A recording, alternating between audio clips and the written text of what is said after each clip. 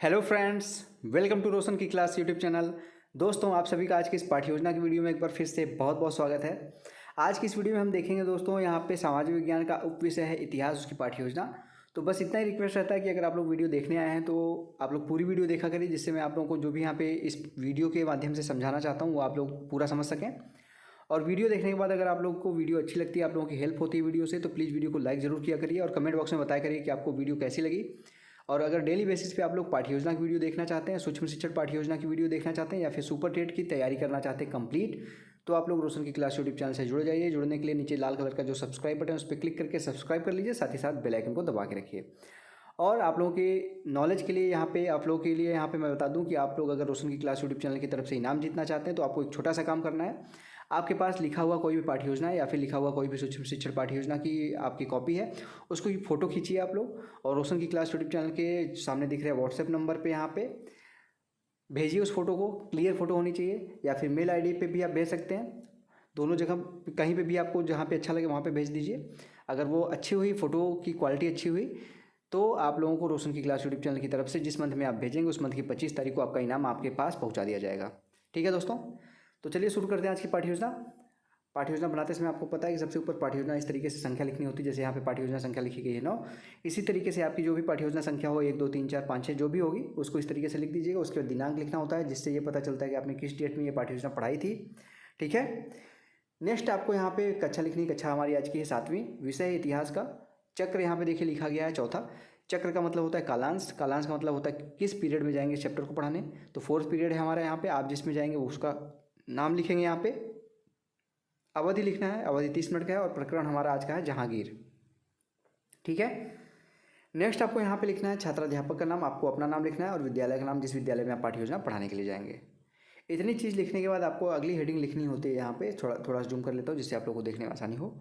अगली हेडिंग यहाँ पे लिखनी होती है आपको सामान्य उद्देश्य। सामान्य उद्देश्य हेडिंग के अंतर्गत आपका जो विषय होता है या फिर उप विषय, जैसे हमारा आज का विषय है सामाजिक विज्ञान, उप विषय है इतिहास। तो ये पढ़ाने के बाद बच्चे क्या क्या सीखेंगे इसके बारे में यहाँ पे पॉइंट वाइज कम से कम 4 से 5 पॉइंट और मैक्सिमम 8 से 10 पॉइंट लिखना होता है। तो यहाँ पे देखिए पहला पॉइंट लिखा गया छात्रों को अतीत की घटनाओं का ज्ञान कराना। दूसरा पॉइंट यहाँ पे लिखा गया छात्रों में कालक्रम के ज्ञान को विकसित करना।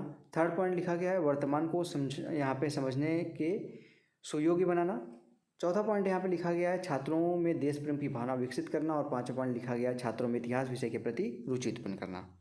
ये हो गए 5 पॉइंट। अब इसके बाद अगली हेडिंग आती है यहाँ पे विशिष्ट उद्देश्य। विशिष्ट उद्देश्य के अंतर्गत आपका जो टॉपिक होता है, जैसे हमारा आज का है जहांगीर, तो जहांगीर टॉपिक पढ़ने के बाद बच्चे क्या क्या सीखेंगे इसके बारे में कम से कम यहाँ पे 5 से 6 पॉइंट लिखना होता है। तो यहाँ पे देखिए पहला हेडिंग लिखा गया इसको ज्ञानात्मक उद्देश्य। ज्ञानात्मक उद्देश्य में पहला पॉइंट लिखा गया छात्र जहांगीर के बारे में ज्ञान प्राप्त कर सकेंगे। दूसरा पॉइंट है छात्र जहांगीर के शासन व्यवस्था का प्रत्यास्मरण कर सकेंगे। नेक्स्ट हेडिंग है बोधात्मक उद्देश्य। इसमें देखिए लिखा गया छात्र जहांगीर की शासन व्यवस्था समझ सकेंगे। अगला इसका पॉइंट है छात्र जहांगीर के द्वारा करवाए गए निर्माण कार्य पहचान सकेंगे। नेक्स्ट यहाँ पे हेडिंग है प्रयोगात्मक उद्देश्य। इसमें देखिए लिखा गया छात्र जहांगीर के द्वारा बनाई गई प्रशासन व्यवस्था का प्रयोग अपनी नेतृत्व क्षमता विकसित करने के लिए कर सकेंगे। और यहाँ पे अगला पॉइंट है छात्र जहांगीर के विषय में एक लघु लेख लिख सकेंगे। ये प्रयोगात्मक उद्देश्य हो गया। अब अगला यहाँ पे पॉइंट आता है, हेडिंग आता है सहायक सामग्री। सहायक सामग्री में देखिए यहाँ पे लिखा गया है कक्षोपयोगी उपकरण, जिसमें आपका आता है चाक, डस्टर आदि। आप लपेट सैंपल भी ले जा सकते हैं और रोलिंग बोर्ड जिसको कहते हैं। और यहाँ पे एक चार्ट बना के ले जा सकते हैं, जिसमें आप जहांगीर की फ़ोटो बनाना चाहें तो फ़ोटो बना सकते हैं, या फिर जहांगीर के जीवन परिचय को लिखना चाहें तो उसको भी लिख सकते हैं। अगली हेडिंग यहाँ पे है पूर्व ज्ञान। पूर्व ज्ञान में देखिए लिखा गया छात्र अपने देश की विभिन्न ऐतिहासिक इमारतों के बारे में सामान्य जानकारी रखते हैं। अब आता है लेसन 1 का सबसे इंपॉर्टेंट हेडिंग प्रस्तावना प्रश्न। प्रस्तावना प्रश्न को यहाँ पे 2 कॉलम में डिवाइड किया गया, छात्राध्यापक क्रिया और छात्र क्रिया। अगर आपको कॉलेज में कहा जाए 3 कॉलम में डिवाइड करने के लिए तो यहाँ पे कॉलम और बना दीजिए, इसमें क्रम संख्या लिख दीजिए। ठीक है, यहाँ पे प्रस्तावना प्रश्न बनाते समय कुछ बातों का ध्यान रखना होता है। इसमें ये बात है ध्यान रखने वाली पहले कि कम से कम 3 प्रश्न पूछ के अपना प्रकरण निकलवाना होता है। ज़्यादा से ज़्यादा 5 से 6 प्रश्न पूछ सकते हैं। दूसरा ध्यान रखने वाली बात यह है कि प्रश्नों के क्रम में क्रमबद्धता होनी चाहिए, यानी पहले प्रश्न का जो उत्तर आएगा उसे दूसरा प्रश्न बनेगा, दूसरे प्रश्न का जो उत्तर आएगा उसे तीसरा प्रश्न बनेगा। तो क्रमबद्ध तरीके से प्रश्न पूछना यहाँ पे पड़ता है। तो यहाँ पे देखिए छात्राध्यापक प्रश्न पूछेगा बच्चों से आगरा की वह इमारत जिसे 7 आश्चर्यों में स्थान दिया गया है उसका नाम बताइए। तो बच्चे बताएंगे, आसानी से बता पाएंगे, ताजमहल। दूसरा प्रश्न फिर बनेगा ताजमहल का निर्माण किसने कराया, तो बच्चे बताएंगे ताजमहल का निर्माण शाहजहाँ ने कराया। फिर तीसरा प्रश्न है यहाँ पे शाहजहाँ के किसका पुत्र था, या फिर इसको आप अपने तरीके से भी बदल सकते हैं, शाहजहाँ के पिता का क्या नाम था। दोनों का आंसर सेम आएगा, जहांगीर। यहाँ पे आपको आंसर मिलेगा जहांगीर का पुत्र था शाहजहाँ। फिर चौथा क्वेश्चन यहाँ पे आपका बनता है जहांगीर के शासन के बारे में आप क्या जानते हैं, तो बच्चे नहीं बता पाएंगे इसके बारे में, शासन के बारे में। समस्यात्मक प्रश्न हो जाएगा। समस्यात्मक प्रश्न जैसे होगा आप अपना उद्देश्य कथन बोलेंगे। उद्देश्य कथन में देखिए यहाँ पे बोला गया है, छात्रों आज हम जहांगीर के बारे में विस्तारपूर्वक अध्ययन करेंगे। तो अब बच्चों को पता चल गया है कि वो पढ़ने वाले हैं जहांगीर के बारे में। तो आप अपना पढ़ाना स्टार्ट कर सकते हैं, जिसको कहा जाता है हेडिंग के रूप में प्रस्तुतिकरण।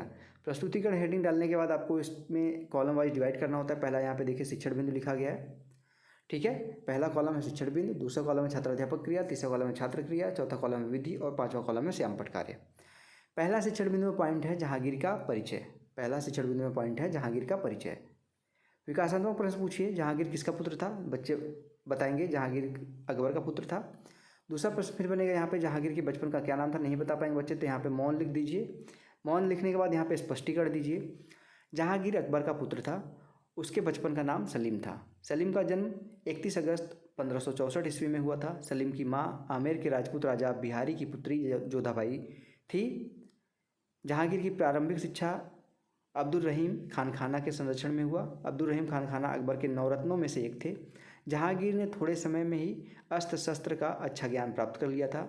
जहांगीर को चित्रकला, गणित, विज्ञान, भूगोल का भी ज्ञान था।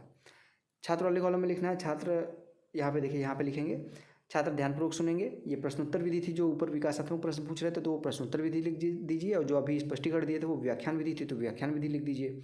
और श्यामपट्ट पे आपको जो यहाँ पे आपने बताया, स्पष्टीकरण दिया, उसमें से जो भी इंपॉर्टेंट लगे, सारी चीज़ें श्यामपट्ट पे नहीं लिखी जाती, जो इंपॉर्टेंट लगे वो यहाँ पे लिख दीजिए। जैसे यहाँ पे लिखा गया जहांगीर अकबर का पुत्र था, उसके बचपन का नाम सलीम था, उसका जन्म 1564 ईस्वी में हुआ था। फिर से अगला यहाँ पे शिक्षण में पॉइंट आता है विद्रोह एवं दमन। प्रश्न है विकासात्मक प्रश्न, गद्दी पर बैठते ही जहांगीर को सर्वप्रथम किसके विद्रोह का सामना करना पड़ा, तो यहाँ पे देखिए उसका आंसर है खुसरो के विद्रोह का सामना करना पड़ा, ठीक है। अगला क्वेश्चन फिर यहाँ पे आता है, देखिए अब स्पष्टीकरण आता है। गद्दी पर बैठ, स्पष्टीकरण में बताएंगे बच्चों को कि गद्दी पर बैठते समय के बाद जहांगीर को क्या क्या दिक्कतें आई थी। गद्दी पर बैठते ही जहांगीर को सर्वप्रथम अपने पुत्र खुसरो के विद्रोह का सामना करना पड़ा। जहांगीर ने खुसरो को आमेर के किले में नज़रबंद कर दिया, परंतु खुसरो कैद से भागकर लाहौर पहुंचा। वहां उसने सिखों के 5वें गुरु अर्जुन देव के सामने अपनी सेना के लिए सहयोग लिया, परंतु खुसरो की सेना परास्त हो गई और अर्जुन देव की मृत्युदंड दिया गया। छात्र वाले कॉलम में देखिए लिखा गया, छात्र ध्यानपूर्वक सुनेंगे। ये व्याख्या विधि थी तो व्याख्या विधि लिख दीजिए। और श्यामपट्ट पे भी वही फिर से इंपॉर्टेंट पॉइंट, जहांगीर की गद्दी पर बैठते ही उसके पुत्र खुसरो से उसको विद्रोह का सामना करना पड़ा। तीसरा शिक्षण बिंदु में यहाँ पे पॉइंट है जहांगीर की एक व्यक्तित्व, ठीक है। देखिए यहाँ पे जहांगीर ने सभी लोगों के हृदयों पर, यहाँ पे बताया गया है, आप देख लीजिएगा। जहांगीर ने सभी लोगों के हृदयों पर विजय पाने का प्रयत्न किया। उसने अपने विरोधियों को सामान्य रूप से क्षमादान दे दिया। न्याय की प्रसिद्ध यहाँ पे जंजीर लगवाई, जिसे कोई भी बजाकर सीधे फरियाद कर सकता था। जहांगीर कला एवं साहित्य का प्रेमी था। वह स्वयं विद्वान था। जहांगीर को मदिरा पान की बुरी आदत थी। 1627 ईस्वी में जहांगीर की मृत्यु हो गई। छात्र वाले कॉलम लिखना है, छात्र ध्यानपूर्वक सुनेंगे। ये व्याख्या विधि थी तो व्याख्या विधि लिख दीजिए। अब आगे आता है आपका, यहाँ पे देखेंगे तो बोध प्रश्न आता है, क्योंकि आपका यहाँ पे प्रस्तुतिकरण समाप्त हो गया है। प्रस्तुतिकरण समाप्त होने के बाद बोध प्रश्न पूछेंगे बच्चों से। जहांगीर का जन्म कब हुआ, बच्चे उसका आंसर देंगे, आपने पढ़ाया होगा, उसी से पूछेंगे प्रश्न। दूसरा प्रश्न यहाँ पे जहांगीर के बचपन का क्या नाम था। तीसरा प्रश्न है जहांगीर की प्रारंभिक शिक्षा किसके संरक्षण में हुई थी। चौथा प्रश्न है जहांगीर की मृत्यु कब हुई।